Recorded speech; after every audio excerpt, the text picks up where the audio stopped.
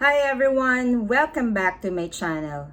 If it's your first time here, I'm Tintin and I've been working on a cruise ship for 10 years. During that time, I've learned so much about different cultures, their food, their values, and their personalities. Working on a cruise ship is like living in a floating world filled with people from all over the globe. And honestly, you don't just work together, you become family. You share stories, laughter, and even meals that make you feel at home no matter where you are in the world. In this video, I want to share with you the top 10 nationalities working on a cruise ship and the beautiful things I've learned from each one. Their greetings, their culture, and of course, their food. Let's get started. Number 10. Let's start with Trinidad and Tobago. Working with Trinis is always fun. They bring so much life and rhythm to the ship. You'll often find them in entertainment, bar, or guest service roles, always spreading that Caribbean joy. Their favorite dishes? Roti, doubles, and anything with that island spice. And when you walk fast, you'll often hear them say, Wagwan, or how you going, meaning what's up. They're full of energy, full of laughter, and when it's party time, you'll definitely see them first on the dance floor. Next, we have Jamaica. Jamaican crew members are some of the most positive and chill people you'll ever meet. They bring that cool island vibe to everything they do, whether they're cooking, serving guests, or entertaining. They love their jerk chicken, rice and peas, and reggae beats. Their famous line, Respect mon or Yaman. It's more than just words, it's a whole attitude of kindness and confidence. Even when things get tough on board, they remind everyone to relax and smile. That's true Jamaican spirit.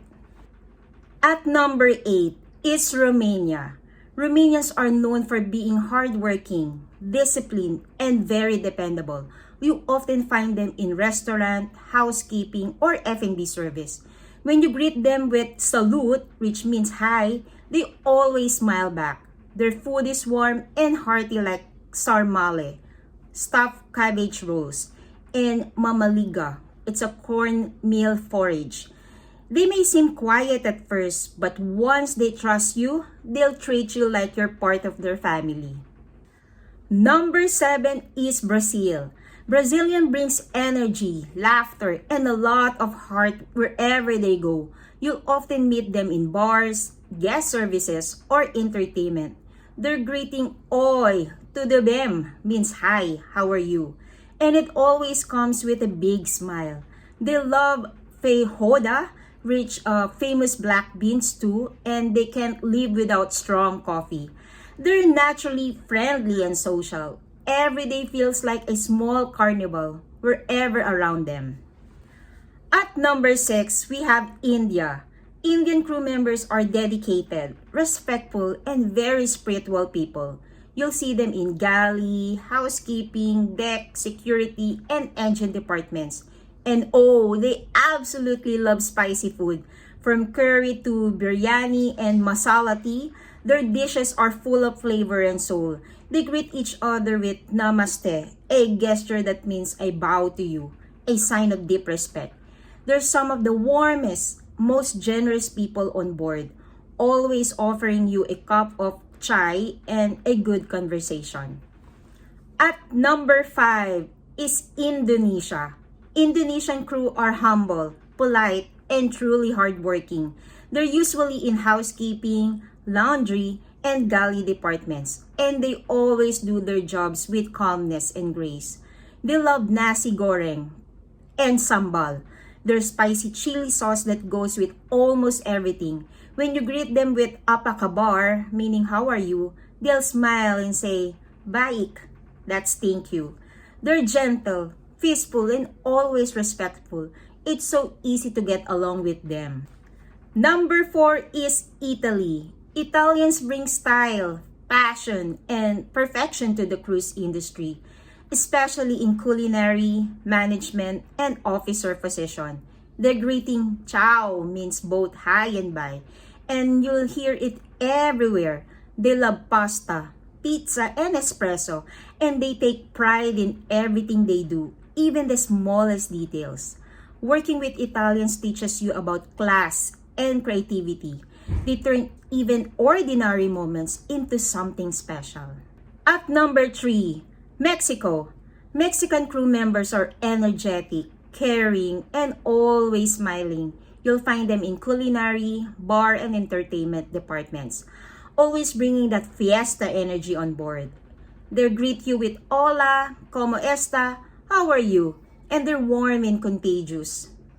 They love their tacos, burritos, and anything with spice. They make the ship feel lively, and even during long days, they find a reason to laugh and dance. Number 2 is Ukraine. Ukrainian crew are strong, focused, and professional, especially in deck, engine, and security departments.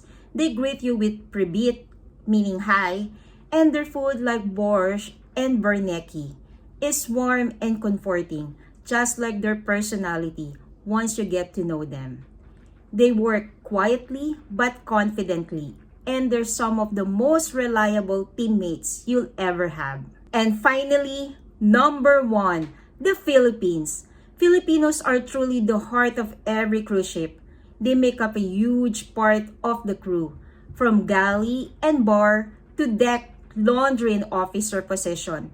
They're cheerful, hardworking, and always ready to help anyone in need. Their greetings, "Kamusta ka?" or "Mabuhay," makes you feel instantly welcome.